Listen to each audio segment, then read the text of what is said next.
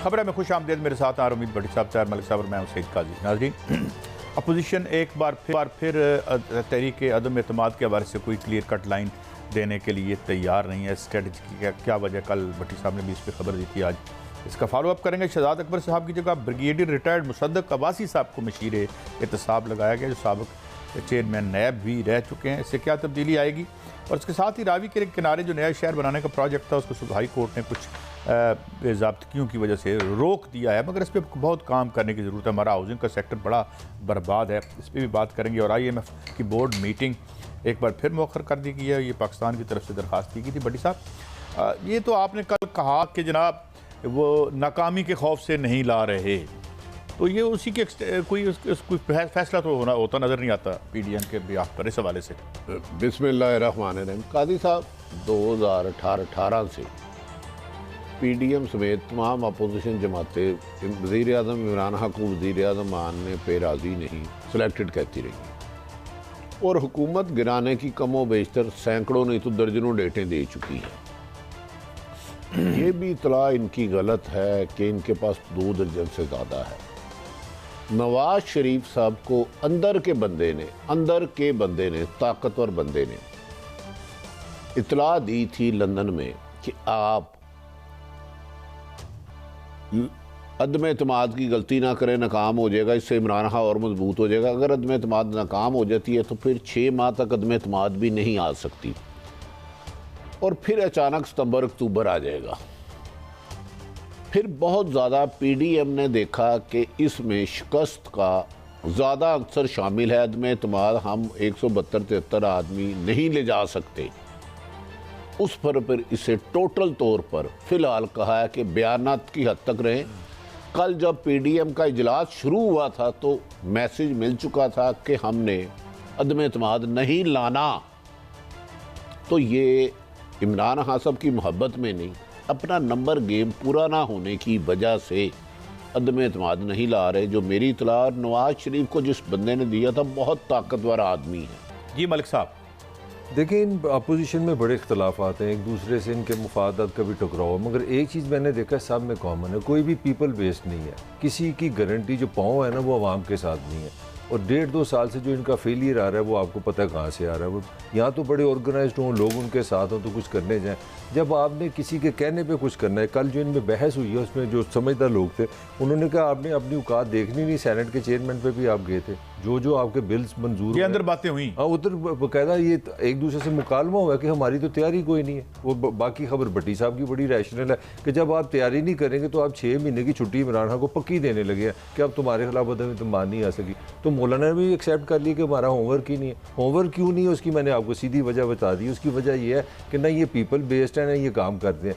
ये शेख रशीद साहब वाली एक बात मुझे बिल्कुल सच लगी है। उन्होंने कहा कि सारी जो पोलिटिकल पार्टीज है ना, ये चाह रही हैं कि इस तरह इनका लव अफेयर एस्टेब्लिशमेंट से हो जाए और वो उनको गोद ले लें। मलिक साहब और भट्टी साहब, बारी बारी मुझे बताइएगा, 22 लोगों से बात भी हो जाती है, मगर जब नतीजा निकलता है तो 22 लोगों की सीटें कहीं रह जाती हैं, वोट कहीं निकल आता है। कादी साहब देखिए, हमारे अपोजिशन लीडरों का हक है। हाँ। अगर 22 लोग इनके पास, मैंने मान लिया इमरान खान आधा सेकंड भी रह सकते हैं, सिर्फ 8-10 सीटों का फर्क है। हाँ। किसको बेवकूफ़ बना रहे हैं कि सिर्फ इनके बंदे ना टूटे। ये अदम एतमाद नहीं लाएंगे और पीपल्स पार्टी ने इन्हें इनकार कर दिया। भाई मामा, किस चक्कर में आप मुझसे अदम एतमाद क्यों मांग रहे हो? पीपल्स पार्टी के मामला सेट है, सिर्फ नून लीग के पल्ले कुछ नहीं है। मौलाना फजलुर रहमान को खामोश करा दिया गया है 4-5 मेयरशिप दे के, या नाज़म वो जो कराची दे के। इनके पास 32 पत्ते नहीं, मैं कह रहा हूँ 32 चिड़िया नहीं है। काजी साहब याद रख लें, एक तरफ वो कह रहे हैं जब तक मौलाना फजलुर रहमान कूवतें एक पेज पर नहीं होंगी, कूवतें मतलब सब सियासी जमातें नहीं। जब आपके पास स्ट्रीट पावर नहीं है, आपका वर्कर आपके लिए मार खाने के लिए निकलना चाहता, उसको पता है महंगाई का डोंग जो आते हैं फूलों के, भट्टी साहब वो वर्कर नहीं लाते। वो कहते हैं कि आप महंगाई का डोंग करते हो, 2-2 महीने शादी करते हो, महंगाई की बात करते हो और आप 5 करोड़ की गाड़ी में घूमते हो, महंगाई की बात करते हो और आपका खर्चा 1 करोड़ रुपये से ज़्यादा है, आपकी अरबों रुपये आमदन है। तो अब उन्होंने लोगों को बेवकूफ़ बनाने के लिए, मैंने आपसे कहा है अदम एतमाद नहीं आएगी, अदम एतमाद नहीं आएगी। मेरी जो अपनी आज तक इस वक्त की इतला है, कल कोई इन्हें जिम्मेदारी दे दे, क्योंकि अदम एतमाद अपोजिशन जमातें नहीं ला सकती। मुख्तसर कर दूं, जो चाहेंगे तो अदम एतमाद एक चीज़ से 72 घंटे भी ज़्यादा। मैं आपसे आधा इख्तलाफ भी करूंगा। मैं समझता हूँ जो ये जो याद सादक ने और पहले जो ये बात की ना कि PTI के जो MNAs हैं, मैं एग्री करता हूँ, मैं स्टैंड करता हूँ कि वो भागने के लिए तैयार है। अगर आपको शक है तो आप राजा रियाज के शॉट सुन लें, आपको शक है तो मेजर सादक के शॉट सुन लें, अगर आपको शक है तो नूर आलम के शॉट सुन लें। मसला क्या है? हाँ। मसला फिर वही है कि हमने करना कुछ नहीं है, आपस में होवर नहीं है। दूसरे इससे भी बड़ा, मेरा एक मिनट ले लें बस, उसके बाद जरूर बोलें। दूसरा इससे भी बड़ा मसला है, आगे जहाँ पे लड़ाई होती है, पहले तो ये अदम एतमाद ला ही नहीं सकते, अगर ले आए उसके बाद कोई प्लान नहीं, अगर वजीर आजम किसको लाना है, आगे करना क्या है, ये किसी के पास प्लान नहीं है। अब आप अच्छा, मैं मलक साहब की बात का जवाब लॉजिक गुफ्तगू करने का मजा आता है। अयाज सादक, इन्हें मलक साहब को किसी ने गलत कह दिया है कि वो अपोजिशन की मोहब्बत में मुब्तला है। अयाज सादक क्रेडिबल MNA अटक से जीतते हैं। उनकी ताहिर सादक ताहिर सादक, वो अपोजिशन की मोहब्बत में इमरान से नाराज नहीं है। इमरान ने उनके साथ बहुत ज्यादती की, उन्होंने 2 सीटें जीती और उसके सियासी मुखालफ को वो टिकट दे दिया। ठीक। दूसरा, राजा रियाज ये कह रहे हैं कि वो है, क्या वो अपोजिशन की मोहब्बत में मुतला है? उनका और जंगीर तरीन का पुराना मरासम थे, 40 का एक ग्रुप था। ओए अपोजिशन के पलड़े पे कैसे इनको डाल रहे हो? यहाँ तो अपोजिशन के पास है तो सुबह वो प्रेस कॉन्फ्रेंस कर दे जी हम अपोजिशन के साथ हैं। नहीं, अगर हालात साजगार हो बड़ी साहब, अभी मेरे शेख शीर साहब की तरफ बढ़ना है, तो फिर कौन सी पार्टी में मलिक साहब 16 उड़ने को तैयार नहीं है? भट्टी साहब को मेरे से ज्यादा पता है जंगीर तरीन साहब कितने MNA पे इन्फ्लुएंस रखते हैं, वो सारे एंटी PTI हैं। नहीं यार, आप गलत कह, मेरी राय है, आपकी राय का मैं अपनी राय पे स्टैंड कर रहा हूं। वो जंगीर तरीन के साथ है, और इमरान खान के साथ नहीं है। दूसरा, अपोजिशन के लिए साथ नहीं है। अपोजिशन का अदम एतमाद लिख के रख लें, उस दिन आएगा जिस दिन ताकतवर हल्के चाहेंगे, तो फिर यही सारी जमातें बन यार। आप भी मेरी वाली कर रहे हैं, अपोजिशन में दम हम नहीं है। बस मैं कह रहा हूं अपोजिशन के पल्ले कुछ नहीं है, वो तो दसनू तैयार है। नहीं 25 यार केड़ी पार्टी दे नहीं मलिक साहब। अच्छा, मैं आखिरी एक अयाज सादक शहबाज शरीफ से छुप के खुद इंटरव्यू दे रहे हैं, मुझे वज़ीर आज़म कंसिडर किया जाए। इंटरव्यू दे रहे हैं और एप्लीकेशन रिजेक्ट है, रिजेक्ट। हमने तो सुना था कि वोट पड़ते हैं और यार फिर मैंने आपको कह दिया, आप चेक करा लें। अच्छा, क्या वो भी अपना कर रहे हैं गलबात? मुलाकात किया उन्होंने, कौन आ कैमरा के कह देने की, फिर मैं डेट और टाइम और जगह बता दूंगा। हाँ, गुफ्तगू पूरी मैंने नहीं सुनी। क्या तो ये इंटरव्यू खाली होता है, क्योंकि रिटर्न इम्तिहान भी होता है? नहीं, खाली सिर्फ सवाल जवाब होते हैं। टाइम मांगा जाता है, सर वो आपके बड़े मेहरबान हैं, जरा हमारी भी मुलाकात करा दें। वो कहता खैर है।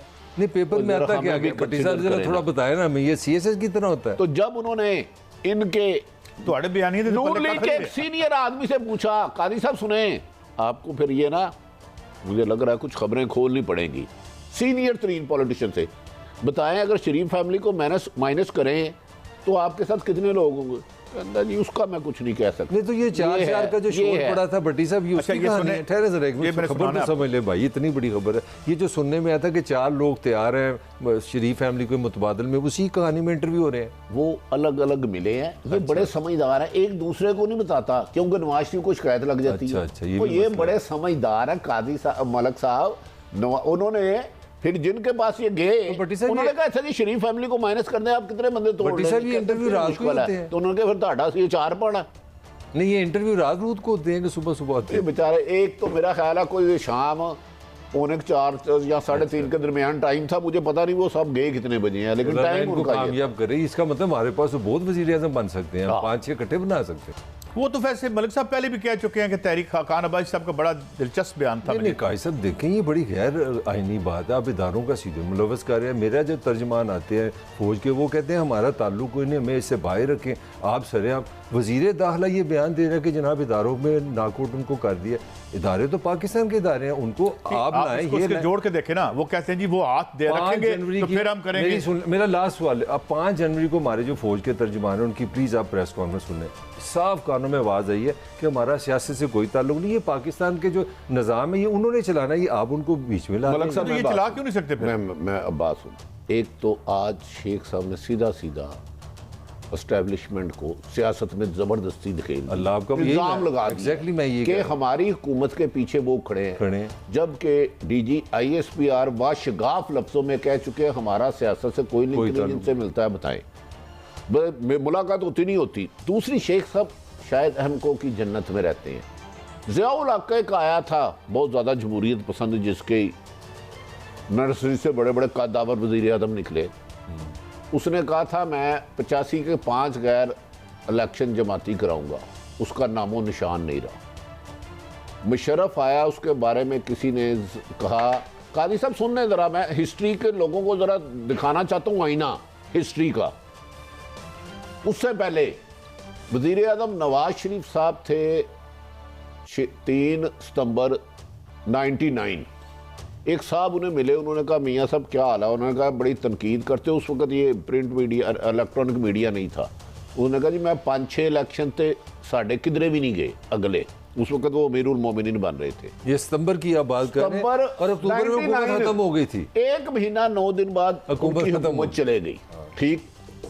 दूसरी, एक मुशर्रफ साहब थे, उन्हें एक साहब मिले। उन्होंने कहा सर सुनाएं, आपने इंडिया की एक कॉल पे नीचे लेट गए हैं। उन्होंने कहा बात सुने, इस मुल्क में मैं आर्मी चीफ और प्रेसिडेंट हूँ, मैंने रहना है। बेनज़ीर सिक्योरिटी रिस्क है। बेनज़ीर लफ्ज़ सुन लें काजी साहब, सिक्योरिटी रिस्क का नवाज शरीफ मेरी ज़िंदगी में नहीं आ सकता। वो ही शख्स उनको 2017 में मिलता है जाके, कहता है सर आपको याद है आपने कहा था कि बेनज़ीर सिक्योरिटी रिस्क है और नवाज शरीफ मेरी ज़िंदगी में पाकिस्तानी, आज आप पाकिस्तान नहीं जा सकते। बेनज़ीर जाके शहीद हो गई और नवाज शरीफ वज़ीर आज़म है। तो लिहाजा मेरा ख्याल है शेख साहब इतने बुलंद व बाले दावा ना करें। मौजूदा सिनेरियो में जो इस वक्त है ताकतवर हल्कों का, उसमें शरीफ फैमिली माइनस है, ये बात मैं भी मान रहा हूँ। और नवाज शरीफ की छोटी सी खबर मैंने रिपीट कर रहा हूँ, ये जो अपना शेख साहब ने फरमाया ना कि हम पे सर पे हाथ है उन पे सर पे, नवाज शरीफ ने इसका जो जवाब दिया, मैं आपको कोट कर रहा हूँ, किसी को बड़ा जिम्मेदार बंदा, वो कहता है, नवाज शरीफ का कहना है कि जिसका नाम पाकिस्तान है सिर्फ 2 दे वो नाम नहीं ले सकता, वो 2 दे बदल के तो सब बदल जाएगा। ये नवाज शरीफ का जवाब है। चले उनकी देखते हैं, उनको बड़ा तयक्कुन है और ये है। वैसे एक और ऑलरेडी बदल भी चुका है। हाँ, लेकिन मैं वो बड़े तयक्कुन से कहते हैं, मगर मैं एक बात यहाँ शेख रशीद साहब की को एंडोर्स करता हूँ। इदारे के अंदर जो है खौफनाक रिजेंटमेंट है, मिड टीयर से लेकर नीचे तक। इंसान है, ये बात नहीं हो रही।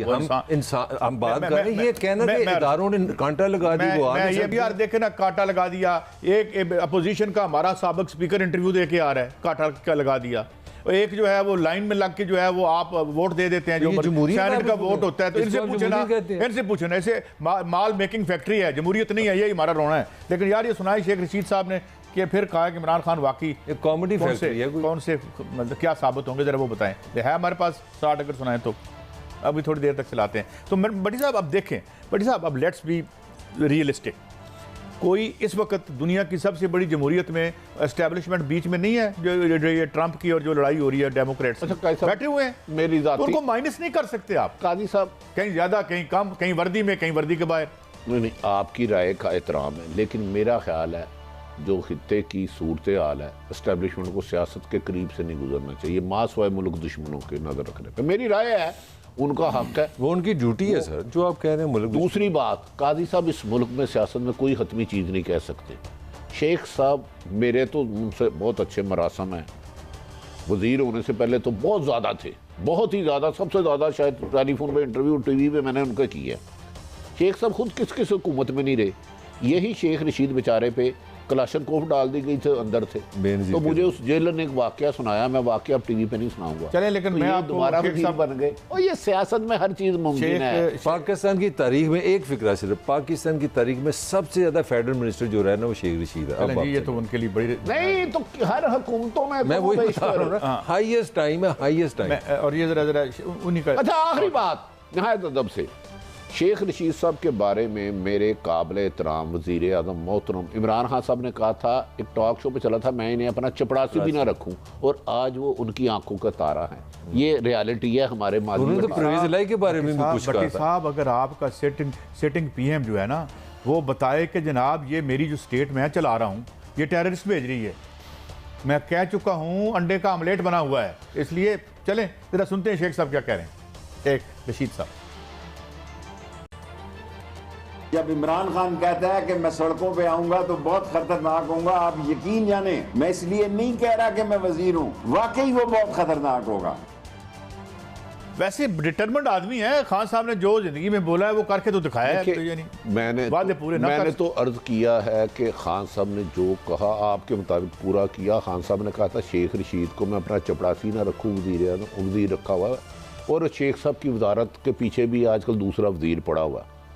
ये कह रहे हैं खतरनाक होंगे। अब मैं एक रिपोर्टर होने के नाते दे रहा हूँ, इमरान खान साहब हो सकता है कि दुनिया का सबसे बड़ा एहतजाज कर दे, ये खतरनाक नहीं सिर्फ नॉकआउट होंगे हुकूमत के बाद, ये लिखे उन्हें। मेरी एक ख्वाहिश है वज़ीर आज़म इमरान खान साहब, अल्लाह ताला इनको ज़िंदगी दे, इनकी जितनी हुकूमत है, ये पीछे मुड़ के देखे सही इक़्तिदार जाने दे, सब उनका इक़्तिदार जाने नहीं। जब आप कहते हैं खतरनाक होने का मतलब है कि अवाम का एक समंदर होगा, सड़कें मैं कहता हूं नॉकआउट हो गई, ये कह रहे खतरनाक है। मेरी राय है भाई, मैं इस पे मैं तो यही समझ, ये जब हुकूमत जाएगी, दूध का दूध पानी का पानी। नवाज शरीफ भी कहते थे जब पिंडी से लाहौर आऊंगा करोड़ों लोग होंगे, कितने थे भट्टी साहब 126 दिन का उनका धरना था। ब्रेक है, ब्रेक के बाद हम दोबारा हाजिर होंगे। कुछ मजीद खबरें हैं, जो ये जो तैनाती नई आई है इससे क्या एहतसाब का अमल तेज तर होगा, ब्रेक के बाद।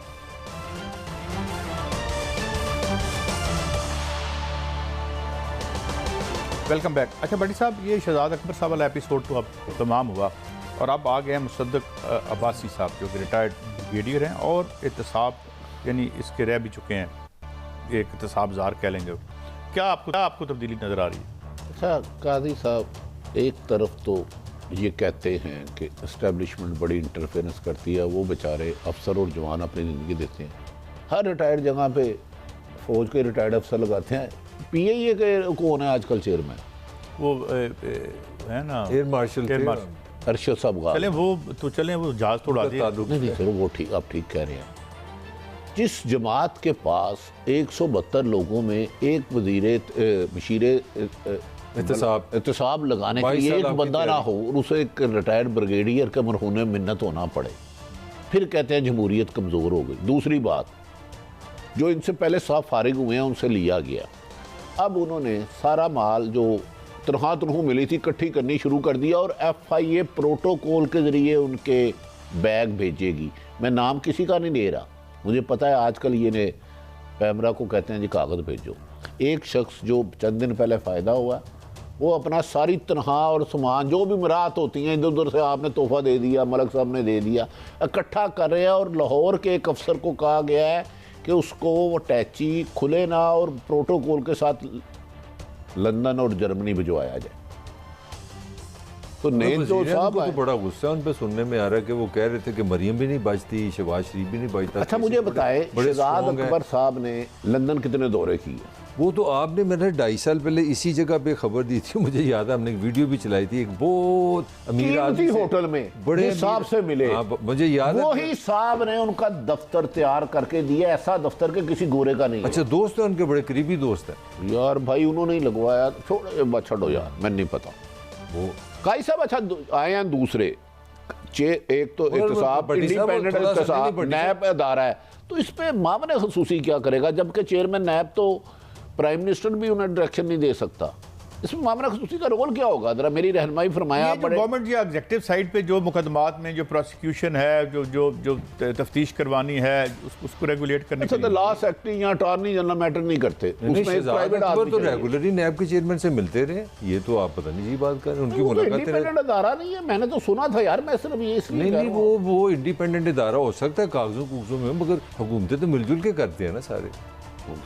नहीं भट्टी साहब, उसकी वो ग्रेस नहीं रही जो कमर जमान चौधरी साहब के जमाने में था। जो सच है वो सच है, जो उनके जमाने में शफाफ काम हुआ। कमर की वीडियो भी तो नहीं, कमर की तो वीडियो कोई नहीं आई, बड़ी बिल्कुल साफ सुथरे आदमी थे। बिल्कुल नहीं, उन्होंने तो जो 5 साल करप्शन की जड़ों को पौधा लगाया, तानावर दरख्त बनाया, वो उनकी तारीफ बनती है। मैं समझता हूं वो एक नाबगैर रोजगार इंसान थे। वो माशाल्लाह। और आपको पता है पाकिस्तान के चंद अमीर तरीन लोगों में वो शामिल है साहब। तो मेरे ख्याल में इतना कोई इंतजाम नहीं हो सकता।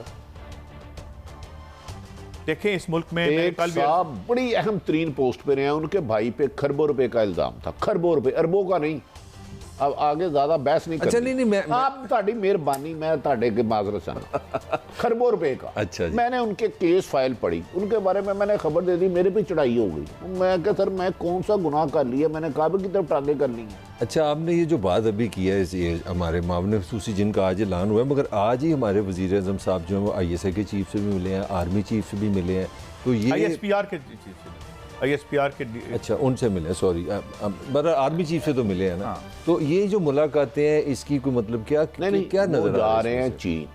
पाकिस्तान को इस वक्त चीन और अमेरिका के दरमियान फुटबॉल सा बना हुआ, कोई बहुत ज़्यादा क्लियर नहीं। तो मेरा ख्याल है आर्मी चीफ उस सिलसिले में जाके मिले होंगे, क्योंकि पाकिस्तान में, याद रखें, हमने अफ़गानिस्तान के लिए बहुत कुर्बानियाँ दी हैं, उसको हम भी ऑन नहीं कर रहे, चीन भी पैसे नहीं दे रहा।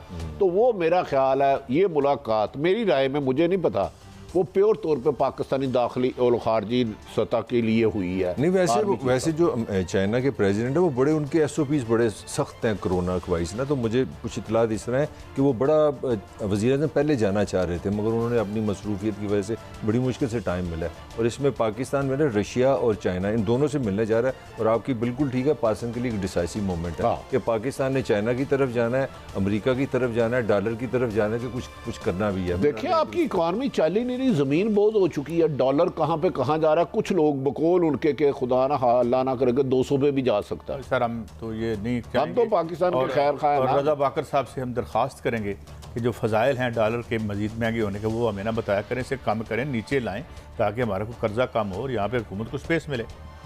तो वैसे चले ये तो बातें चलती रहेंगी, मगर जुबैर साहब बड़े PML के बड़े नामी ग्रामी तर्जुमान है, वो आजकल लंदन में है। वो वो PM साहब से, साबिक PM साहब से उनकी मुलाकात हुई, हम उनके तर्जुमान है ना। तो वो भट्टी साहब लंदन वो सैर सूर करने गए हैं। अयाज सादक का विजिट ज़ीरो था। अच्छा, ना कोई एजेंडा था। मोहम्मद ज़ुबैर का विजिट है, हमें किसी का पैगाम लेके गए हैं? मुझे नहीं पता। अयाज सादक के साथ इमरान नवाज शरीफ साहब ने ज़्यादा उन्हें लिफ्ट नहीं कराई।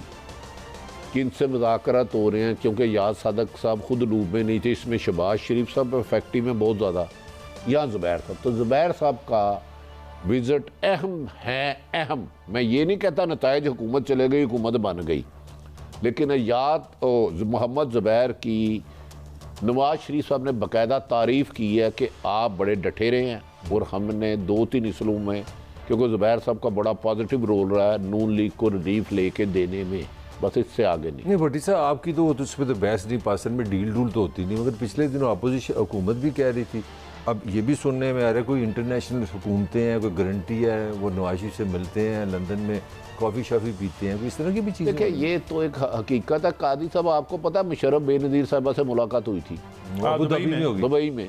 मतलब भाई एक हिस्ट्री है, लेकिन जब ताकतवर लोग कहते हैं भाई डील होती नहीं, तो हम क्या करें? इधर डील भी होती है, डील भी होती है। उसमें भी लेबनान के वज़ीर आज़म का नाम आया था, अगर आपको याद होगा, सऊदी अरब का नाम आया था, काफ़ी हमारे जो दोस्त ममालिक हैं। नवाज शरीफ के साहबजादा ने में से एक सऊदिया अरब रब्ता किया है, तो कहा जा रहा है कि सऊदिया की तरफ से फिर पाकिस्तान पर खास करके एक काम में दबाव आएगा, ये काम करे। किसको यहाँ से बाहर भिजवाना है? कादी साहब तो बहुत समझदार हैं, एक जर्नलिस्ट को चीट नहीं किया जा सकता। नहीं तो यार सऊदी अरब हमारे काम भी तो आता है ना, $3 बिलियन उन्होंने आपको पैसे भी तो दिए ना। काई साहब इस तरह तो ना करें। देखिए वैसे मैं समझता हूँ कि इमरान खान साहब को, ये बहुत ही अनपॉपुलर मैं बात कर रहा हूँ इमरान खान साहब और PTI के हवाले से, इनको चाहिए, इनके लिए बेहतर होता कि इनको भेज ही देते। तो वो तो चाह रहे हैं, आपको किसने कहा? और असद उमर साहब ऑन रिकॉर्ड है, इससे ज़्यादा सच्ची बात को की, उसने कहा 100% नवाज शरीफ को भेजने वाला इमरान खान है। ये आपका वजीर कह रहा है, आपको शक पीपल कंजम्पशन होती है, मीडिया के लिए होती है। मैं ये कहता हूँ मुशर्रफ ने क्या किया था, इससे बड़ा ताकतवर को सदर है, मुशर्रफ ने पहला काम किया, उन्होंने कहा भाई 8 साल से तू बाहर चला जा, राम दिन खजूरा खा। क्योंकि ये जो थोड़ा सा है ना कोई मुलम्मा साजी, ये जाते गए ना, नवाज शरीफ की जाते गए तो जो उम्मीदवार है ना इंटरव्यू के, उनकी एक लंबी लाइन, देखिए लंबी लाइन लग जाएगी और उसमें मुंतहिब भी कोई नहीं होगा। अगली बात बता रहा हूं, मुशर्रफ और इमरान खान शरीफ फैमिली के अलावा नून लीग को कोई नहीं चला सकता, जरदारी फैमिली के अलावा पीपल्स पार्टी को कोई नहीं चला सकता, इमरान खान के अलावा PTI को कोई इकट्ठा नहीं रख सकता, 101 टुकड़े हो जाएंगे। ये एक तारीख हमें बताती है, हो सकता है चेंज हो जाए। बहरहाल, लेकिन भट्टी साहब ये अब हम अगली स्टोरी की तरफ बढ़ते हैं। अगर अभी ज़ुबैर साहब तो हमारे साथ अभी नहीं है, भाई साहब ये बड़ी अहम स्टोरी है जो हम एक सोशल स्टोरी आजकल हमने करनी शुरू की है। हाई कोर्ट ने लाहौर ने रावी के किनारे नया शहर बनाने का जो प्रोजेक्ट था उसको कलअदम करा दिया। मेरी छोटी सी आपको खैर मैंने क्या सिखाना है और पढ़ाना है। एक हाउसिंग सोसाइटी बनती है, मकान बन जाते हैं, उसके बाद क्या होता है कि पता चलता है कि जी वो जो फ्रंट की कोठियाँ हैं वो तो कमर्शियल हो गई हैं, LDA की जो इंतहाई दयानतदारी से उसको उन्होंने जो है वो कर दिया। फिर इस शहर में वो गंद पड़ता है, ना आपके पास गाड़ी खड़ी करने की जगह होती है, मेन रोड पे कोठियों के आगे दुकानें बननी शुरू हो जाती हैं, कार के। ये इस शहर से मोहब्बत कब शुरू हुई? और ये जो वारदातियों को कोई पकड़ने वाला है नहीं। रावी पे तो बाद में आते हैं ना, रावी की जो काजी साहब मैं बता रहा हूँ, हाउसिंग सोसाइटी, प्राइवेट एजुकेशन और प्राइवेट हेल्थ पे जो इस कौम को जुल्म हुआ है ना, कोई तस्वुर भी नहीं कर सकता। कभी ना कभी हिस्ट्री दोहराएगी अपने आप को। जो हाउसिंग सोसाइटी वालों ने लूटा, क्या बता रहे थे कि 60 साल बाद एक मालिक मकान को पता चलता है ये मेरा मकान ही नहीं है। 60 साल बाद और रेवेन्यू डिपार्टमेंट में वो बंदा 2 सालों से जा रहा है और बाबर ताड़ड़ कोई खास लोगों को जमीन ढूंढ के देते हैं, उसकी दरखास्त ही नहीं सुनी गई। 60 साल से उसका बाप भी मर गया, दादा भी मर गया। दूसरी बात, ये जो रावी के किनारे नया शहर प्रोजेक्ट, ये किस किस के माल डूबने की खबर है? 4 वजीर, एक वजीर की 5 अरब रुपए इन्वेस्टमेंट, 5 अरब में 5 करोड़ नहीं, और एक अब भी वजीर है, बड़ा तगड़ा वजीर है, उसकी लंबी चौड़ी इन्वेस्टमेंट, बेपनाह इन्वेस्टमेंट। ये बहुत बड़ा प्रोजेक्ट था। ये हाई कोर्ट काश इस पे कायम रहे तो बड़े बड़े लुटेरे डूबेंगे। काजी साहब आपने बड़े बड़े लुटेरे काजी साहब डूबेंगे। इन्होंने कौड़ियों के भाव जगह ली और अब सोने के भाव बेचने वाले थे। काजी साहब इस पे थोड़ा सा कमेंट है। देखिए हमने हमेशा तनकीद की कि और ये ज़राई ज़मीन, हमारा जो पॉलिटिकल कल्चर है उसमें हमने से बड़ी तनकीद की कि जो नेगेटिव लोग हैं उन्होंने ज़मीनों से पैसा बनाया, सियासत को गंदा किया। अल्हम्दुलिल्लाह अब रियासत आ गई है, यानी कि अंदाज़ा करें कि 5 से 10 बिलियन US डॉलर का प्रोजेक्ट है। और हाई कोर्ट ने क्या इस पर इतराज़ किया? हाई कोर्ट ने कहा कि आपका जो मास्टर प्लान है वो सारा इलीगल है, रूल्स ही नहीं है उसमें। यानी कि ये मैं नहीं कह रहा, ये नहीं कह रहे, आपकी सुप्रीम कोर्ट, हाई कोर्ट ये कह रही है कि यार आप जो शहर बनाने जा रहे हो वो रूल्स के खिलाफ बनाने जा रहे हो। और आपके लिए खबर ये है कि दुनिया की 5वीं बड़ी पॉपुलेशन है और 1947 में ये मुल्क बनता है, आज 2022 है। पूरे पाकिस्तान में सिर्फ एक इस्लामाबाद ऑर्गेनाइज सिटी है। एक मुझे दूसरा शहर आप दे दे जो ऑर्गेनाइज सिटी है। या मैं एक थोड़ी सी बात ये एक मिनट फिर कहते हैं परसेप्शन, ये जो करप्शन की गलत है। एक ही शहर है ना, ये क्या व्हाट इज माशाल्लाह खासा बेड़ा गर्क किया है ठेकेदारों ने इस्लामाबाद ना अहली की। लेकिन एक बात एग्जांपल है ये केस। ये जो इस्लामाबाद सिटी है ये किस हाउसिंग सोसाइटी ने बनाया था? ये यूब खान ने बनाया था, रियासत ने बनाया था। ये जो कहते हैं ना कि ये जी बड़ा इफेक्टिव होता है, बड़ा जो ये प्राइवेट, और जो आपने बात की, जो बड़ी साहब ने बात की है, यही शहरों को गंदा किया, गंदे पैसे को सियासत में डाला।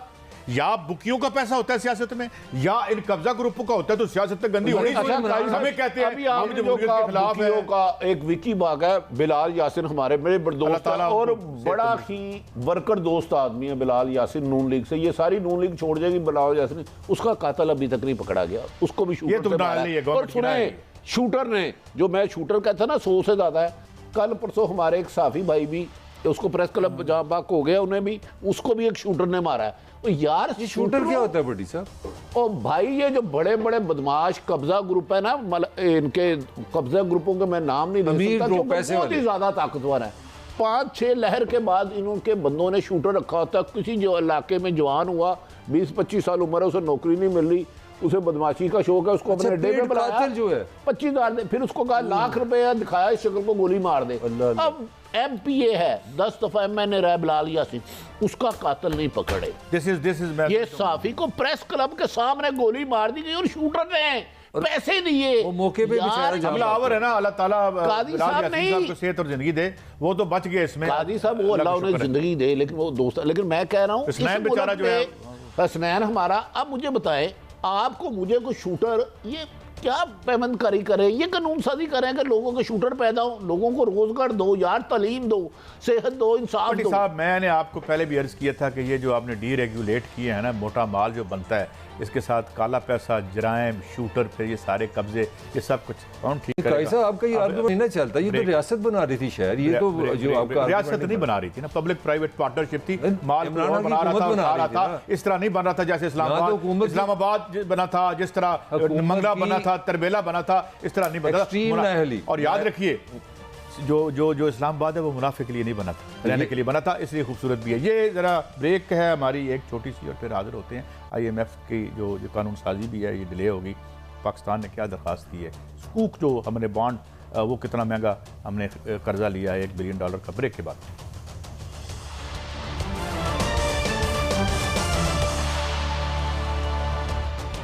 Welcome back. अच्छा भट्टी साहब, खान साहब आप भी एडमेंट हैं और बड़े मुसर हैं कि जो सबसे अच्छा हुक्मरान जो है यानी सूबाई सतह पर वो उस्मान बुज़दार साहब हैं। उन्होंने कुछ कहा है, मैं सुनवा दूँ पहले।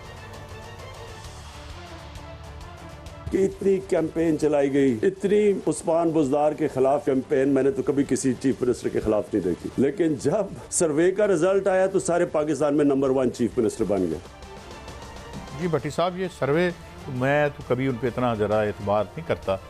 तो खान साहब, एक सर्वे आया उसकी तो क्रेडिबिलिटी ही मशकूक है उस बंदे की। सुना है उसके टोटल ट्विटर पे 150 फॉलोवर है। चले, लेकिन ये किसकी बात कर रहे हैं? वो जो कल आया था? नहीं, जिन्होंने ये सर्वे, जिसकी मोहतरम इमरान खान साहब बात कर रहे हैं, वो जो पता नहीं है क्या नाम है, वो पता नहीं, वो जो है उनको भी नहीं पता, वो सर्वे करते हैं। लेकिन वज़ीर आज़म का साहब का हक़ है, वो वज़ीर आला रखें। ये पंजाब के इलेक्शन 17 मई को अनाउंस किए हैं, ये फैसला आवाम कर लेगी। अगर अच्छे हैं तो यकीनन PTI सफाया कर देगी सारी सियासी जमातों का। अगर उस्मान बुज़दार साहब इतने ही अच्छे हैं तो अच्छी बात है भैया, वज़ीर आज़म की चॉइस है, मैं और आप कैसे रोक सकते हैं। लेकिन एक पंजाब का हाउस है, हाउस, उनके जो साबिक़ हुक्मरानों के पास भी वो अफसर तैनात थे, उन्होंने परसों एक फ़ाइल दी है खौफनाक पंजाब हुकूमत में, जिसमें साहिवाल की एक मिल शामिल है और 3 हाउसिंग सोसाइटियों के प्रोजेक्ट शामिल है, जिसमें कितनी कितनी फ़ीस ली गई। और कोरोना के दौरान वो फाइल शहबाज शरीफ साहब ने पढ़ी और एक सरकारी अफसर ने दी। हो सकता है वो पंजाब की पुरानी कोई करप्शन हो, मुझे नहीं पता कि ये 3 सालों की है। जी वो ही है। नवाज शरीफ साहब तो बड़े अपसेट हो गए होंगे करप्शन को देख के। काई साहब, हमारा हर जगह हम कंफ्यूज हो गए हैं। मैं समझता हूँ, वो कहते हैं ना, तुम्हारा कुत्ता कुत्ता मेरा कुत्ता टोमी। जो सर्वे मेरे हक में, ये मैं जनरल बात कर रहा हूँ। अगर कल का सर्वे है कि आप 117 से 140 पे आ गए, तो सारी हुकूमती मशीनरी ने कहा कि नहीं, ये परसेप्शन है, ये सर्वे ठीक नहीं है, वगैरह वगैरह। आज वो सर्वे में अजीज़ हो गया। मेरे ख्याल में कहीं ना कहीं ऐसे पाकिस्तानी, मैं बात कर रहा हूँ, किसी पर तनकीद नहीं कर रहा, हमें या तो सर्वे से मान लेने चाहिए सारी, या सारे को रिजेक्ट करना चाहिए। ये सर्वे परसेप्शन की अगर बात करें ना, परसेप्शन की बात करें, क्योंकि मैं शहर में पैदा हुआ, ये को मैं कोई लड़ाई नहीं चाह रहा दूसरे सूबों से, क्योंकि मैं पैदा हुआ, मैं एक बिल्कुल न्यूट्रल आपसे बात कर रहा हूँ। मैंने इतना कभी अपने पंजाब के कभी CM की जो परसेप्शन है इतनी लो मैंने कभी नहीं, पर ये मेरी राय है, I could be wrong. I think he is the lowest in terms of perception as a leader, communication, matching eyes, statements, people interaction ही कोई नहीं है। अल्लाह का शुक्र है 3.5 साल हो गए। मेरा हाल है, हम लोग सारे पुराने साहब, कितनी हमारी CM से मीटिंग है जी, आप बता दें मुझे। कहीं तो मेरा हाल है, वो तो लोगों में आते ही अपने काम में मसरूफ होते हैं, क्या करें। मुराद मतलब बिजी आदमी। मैं परसेप्शन की बात कर रहा हूं, हो सकता है वो नंबर 1 नहीं हो, मगर मैं जनरल कुछ एक्टिविटी करनी चाहिए थी। कुछ 3-4 ठेकेदार कंपनियां ये भी आइडेंटिफाई करते। अच्छा, शौकत तरीन साहब कुछ कर लें जरा, शौकत तरीन साहब को भी सुन लें, हमारे वजीर खजाना। जब इमरान खान कहता है कि मैं सड़कों पे, सॉरी मैं ये मेरे ख्याल में गलत आ गया। हम दोबारा से दिखाएंगे, मैं मादरत खा हूँ नाज़रीन। अच्छा भट्टी साहब, हाँ आप सुनाइएगा। I think we have the right clip now. हमें ये नहीं मालूम कि ये जो इस वक्त सुपर साइकिल कमोडिटीज का है, ये कब नीचे आएगा, बिकॉज ये हमारे पे मुनसर नहीं है। हो सकता है कि ये सुपर साइकिल जो है अगले 2-3 महीने में नीचे ना आए। ये सुपर साइकिल क्या होता है जी? मुझे तो महंगाई का जो सुराग की साइकिल का पता है। बहरहाल मैं आपको जो 2-3 चीज़ें बड़ी इंटरेस्टिंग है कि पाकिस्तान का जो इशू है, जो हम IMF की तरफ जा रहे हैं 1 अरब के लिए ना, 1 अरब के लिए हमने तीसरी दफ़ा उनको कह दिया ज़रा इजला सके करने। उसकी वजह क्या, ये जानना ज़रूरी है।